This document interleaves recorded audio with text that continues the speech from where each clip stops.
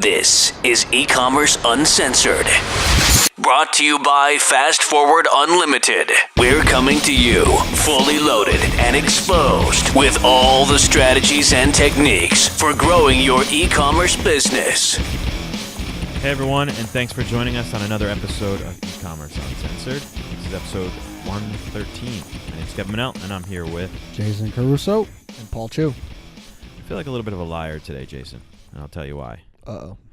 I told everybody on last week's episode that we'd have a new intro, and it didn't quite work out like I wanted it to. Well, it wasn't as... I mean, we're not going to just use something that we didn't like. Who the hell cares about our intro? Well, I think that we've been using it for so long, what we have, that we're kind of like, I really like it. Yeah. We can't get in touch with the guy who did it. Yeah, the original guy, so we'll figure it out. Anyway, so today... But there's a new intro coming eventually. At some point. And I'm sure people listen to this like, who gives a shit? They're waiting. Like, what? They're Yeah, sitting on the edge of their seats waiting for our all the new people intro. that are just fast-forwarding past it. They probably do skip it. Anyway. So today... Last week, we introduced the idea of a course that we are going to be creating. And we threw a really quick landing page together that we're going to be fixing up, obviously, because I don't think we really explained it too well. But what we're going to be doing today is talking about a strategy that we're going to go really in-depth about, or really in-depth on in the course. And that is, lead generation. Now, I think you may be saying I'm an e-commerce company. Why do I need lead gen? But, things are changing on Facebook and Google and all these other platforms that it can get expensive to sell products directly to people on Facebook. So the next best thing is getting people on your email list and then trying to sell them or build a relationship with them and then try to sell them your product. Yeah, because it's very hard to just sell to someone. Like we talk about it all the time. Just sell to someone who's never seen you, who's doesn't know who you are. So putting just a product ad out to somebody and saying, buy my stuff, is very difficult. So sometimes you just have to start with more of a lead generation mindset. Yeah, and we're actually working on that right now with one of our clients. We did a free plus shipping, which has really been doing pretty well. But, for this thing to work, they need to sell their full priced products. So we've kind of shifted gears a little bit to more of back end stuff. Mm-hmm. In the near future, we're probably going to start this exact lead gen strategy that we're going to talk about today with either like a skin assessment or like a quiz type thing. But before we do, we have to talk about our favorite email relationship. And it actually goes with this, I think, this episode. Yes, because you need it. You need it to build.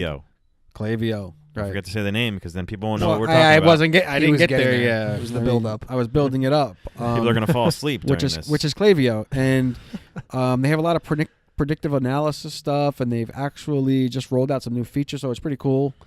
If you go to ecommerceuncensored.com/email, you can sign up for free for your first 250 subscribers. You can give it a test run. Don't forget our Facebook group, ecommerceuncensored.com/Facebook.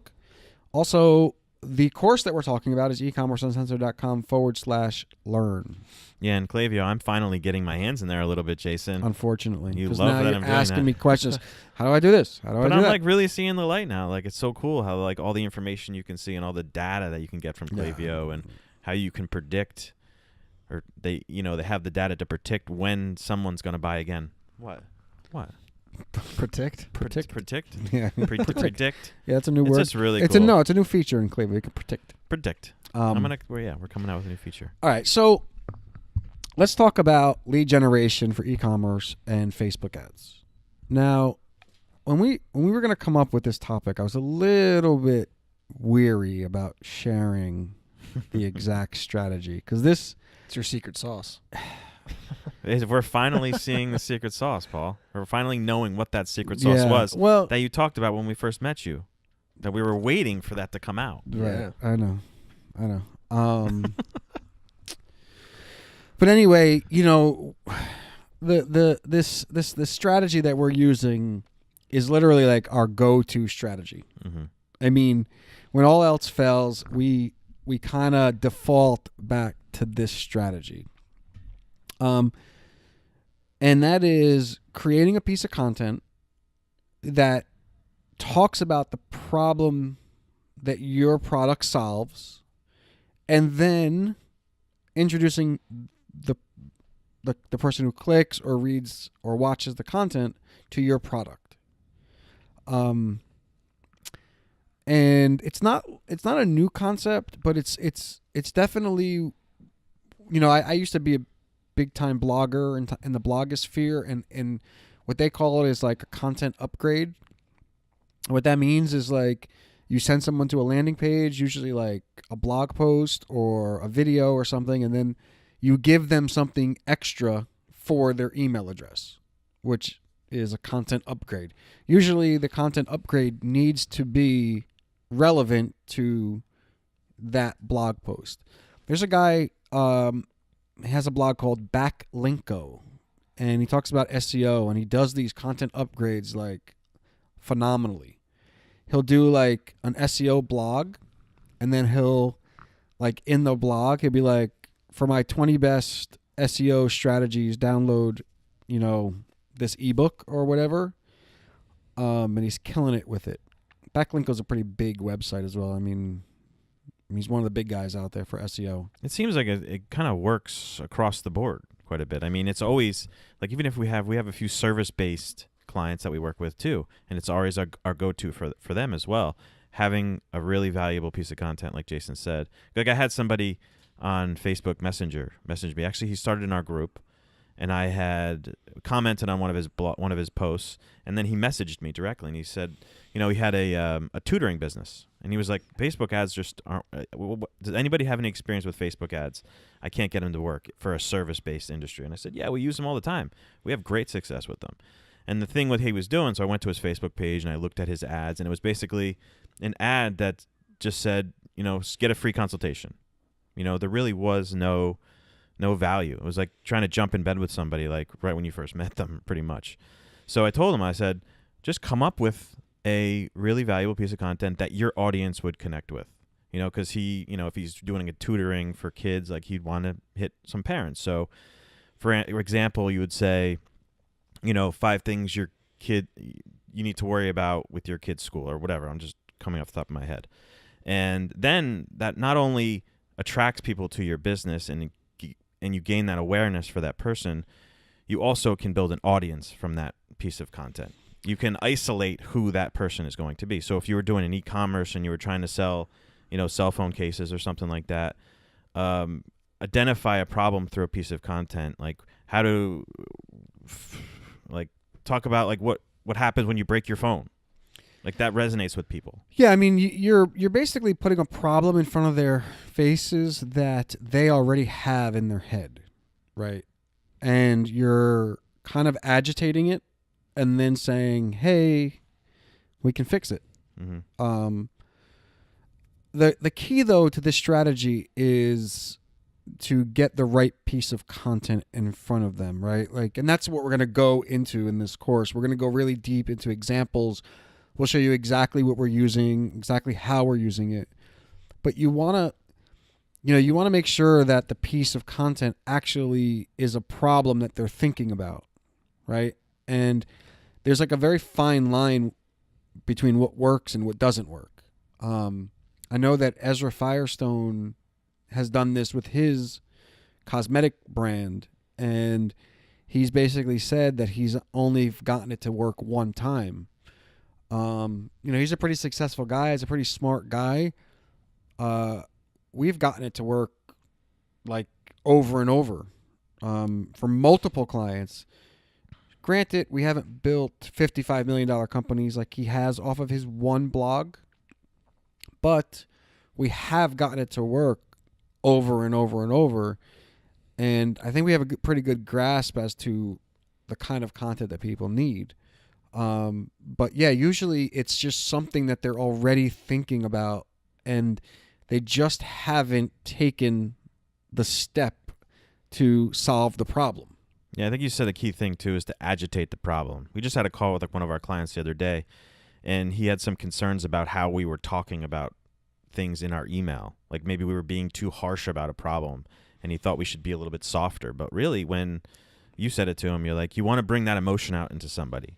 Right. You want to kind of be harsh about it. Be like, this is a serious problem that you have to deal with. Now go check out, this article about it, or, find out more. Yeah, and you got to be careful because Facebook sometimes labels that as like clickbait. Right. But so you have to do it in a way that you're not going to put up Facebook's antennas. You can't be really spammy about it. I mean, I see some of these like weightlifting drugs or supplements, and like they send you like this fake page with like this. It looks like ESPN, or it looks like you can't do that. That's obviously spamming. That's obviously gonna be a huge red flag for Facebook. We've definitely noticed that they're cutting back on that for sure. Yeah, I mean, but you have to do it in a tasteful way. You have to do it in a way that you're not, tricking people, that you are actually putting a real problem in front of them.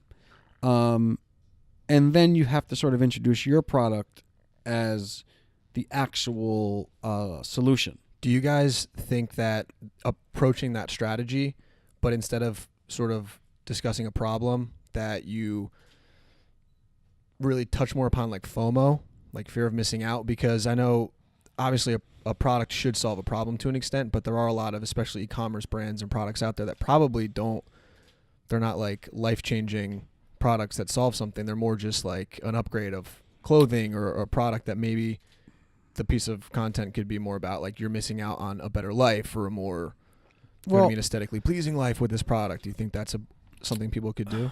I think all products solve a problem. Just some problems are more serious than others. Like, for example, right, you're into skateboarding, right? And I used to be into skateboarding too, like when I was younger. And it was like, for my generation, was like, I always had to buy like a Tony Hawk skateboard, right? But like, I didn't have the money at the time to buy a Tony Hawk skateboard. I don't see you as a skateboarder, to be honest. Yeah, I used to have the long hair. I used to be a skateboarder. And way back in the day. A long time ago. The special wheels, the special trucks. I mean, like, these were like all things that like I wanted. Mm-hmm. So if like you were like, hey, get a free Tony Hawk $6,000 skateboard just by entering your name and email address here, like that's solving a problem for me. It's not like a life or death problem, but like that's something, that's a desire of mine that I wanted, right? And so I think same thing with like cosmetics, or same thing like that. It's not real. I mean, some products are solving a real problem, but for the most part, it's like making people look better or making people feel better. I mean, that's a real problem. But I think that's what like Apple does, right? Like they just put videos out on Facebook and they show really not even famous people. Apple doesn't even really use famous people too much. They just use people who like look really cool using their product, and they don't even talk about their product, right. Which even we talk about that all the time. Yeah. I just bought an Apple Watch Series 3 3 weeks ago. It's been a major discussion in the office. Which Apple Watch? How many Apple Watches have you had? Well, I'm going to tell a story. So I bought the Apple Series 3 watch a year ago. I didn't like the color. I sold it. Then I said, I want to get one. So I got a Series 3. Had it for 3 weeks. And, I have bad eyes. I have astigmatism. And I watched some video that said, like, yeah, the Series 4 watch is great. But if you have bad eyes, it's even better. I'm like, I gotta get it. Well, let's go back to the original Apple Watch that you bought, and let's get down to the real thing of why you did not keep it. Because you bought it for golf, and then we had week-long arguments about how that watch works for golf, and you wouldn't believe me, and you argued with me just like you always argue with me. And then you found out that it actually works for golf. Really? Is that why you used my GPS when we played and not the watch? Well, I like that little scope thing. I think that's cool. Right. But the Apple, it does work. It does not work as well. You've told me that many times that it does not work as well. But I didn't buy it for golf. You did. It still works for golf. Anyway. Now there's actually even something better. I mean, I bought this we're getting off topic, but I bought this golf GPS app. You see them in like Arcos, it's called. It's like in my clubs. It actually hooks up to the Apple Watch, and now it'll give me all the data I want, like right on the watch. But I think you probably, back to Paul's point, is like you probably saw that and you were like, wow, I need that. And you just saw somebody using it. It wasn't like a hard sell. Yeah, and I don't know that like Apple Series 4 watch was like intended on people with bad eyes, but like that is something and I'll tell you, it's funny because you guys laugh at me, but I was in the shower the other day and somebody texted me. And I'm like a fanatic. I have to respond when somebody texts me. It drives me insane when I don't respond or people don't respond to me. And like I'm in the shower and like I don't have my glasses on and I can't see the freaking text. And I even made You shower with it on? That's insane. Yes. Oh my god. That's a little too It's much. waterproof. Yeah, but you gotta unplug take from it life off for a little minute. bit. No, I actually want to see what time it is. So because I'm like a last minute get ready person. Like I don't like to be dressed waiting. I like to jump in the shower when I like. So, for example, in the morning, I get in the shower at 7:40 because I got to walk out at 8. So I have to be. So while I'm in the shower, I want to see what time it is, so I know how long I can lollygag. You know. Oh my god. But getting back to it's like I couldn't read the text, and it was like really driving me crazy. And I even made the text bigger, and I still couldn't read the stupid thing. Well, you also need glasses. You were in the shower without Yes. glasses on. Maybe you should have like those goggles that you wear in the Like in the rec shower, specs? Yeah. so Yeah, that you can prescription see swimming goggles? prescription shower goggles. So I don't know that Apple was like, "Hey, let's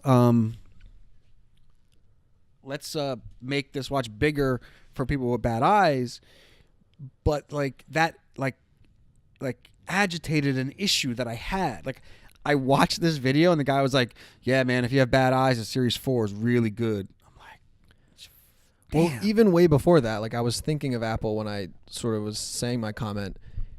Obviously, Apple's one of the biggest companies ever, but you have no need for an Apple Watch. But we always talk about that one commercial. They didn't pinpoint a problem that we all are aware of. It's not like, oh, I need a watch to know how fast I can swim. It was more just, hey, you need to be active. This thing can be active. They told the story about just it looks and cool. created the Yeah, problem. it does. It looks And you didn't want to miss Right. out, right? Right. FOMO. I need that watch. I need Brianna's that. doing the same thing. She didn't Yeah, she really didn't get want one. an Apple Watch until she saw, Tamara has one, you Yeah, have one, and me she- have one. She was gonna buy mine. She wants to be more like me, I think. Yeah, I'm sure that's what she wants. Yeah. Yeah, she wants to be grumpy and walk around miserable. Yeah, she definitely wants to be you. But yeah, I mean, I'm still trying to figure out why I have an Apple Watch, to be honest with you. I feel like it's way too much information. Like, I shouldn't be looking at my watch to look at my text messages, but I need it. Like, now I need it. yeah, I actually like some of the other things on it too. Like I like setting like reminders on it. Like I'll just say, "Hey Siri, remind me at 7:00 to do this." Like I use it for that all the time. Yeah, you know what? I do that too. Like, I'll set timers all the time for my Yeah. kids when they have to, like, stop watching TV. Yeah. So which for works. that I guess kind I of use stuff. it. but- Yeah.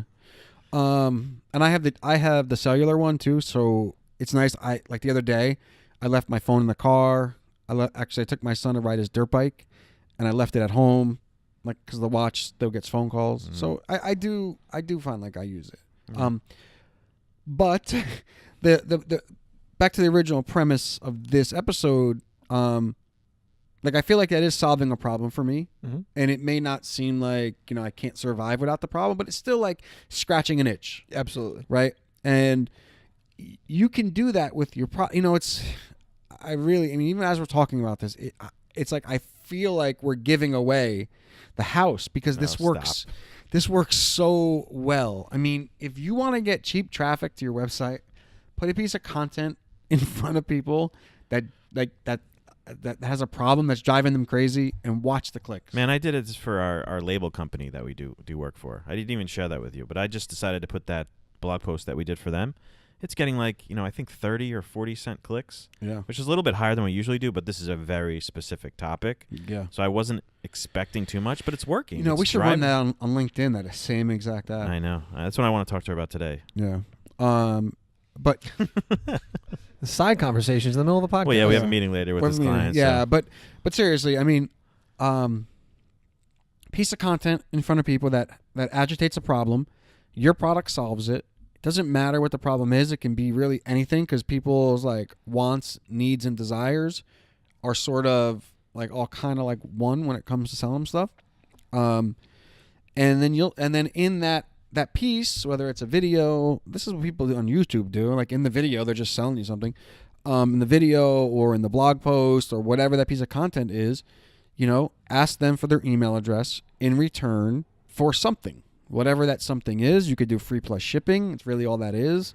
You can do that with like an ebook. You can do that with, really you could do that with anything. I seen a guy who actually was selling like sneaker shoelaces, and I didn't realize this was like a big thing, but there are people that are into like buying different color shoelaces like with their sneakers, and he would do the same thing. Like he would like, I remember him saying, he's like, the best shoelaces for Jordans.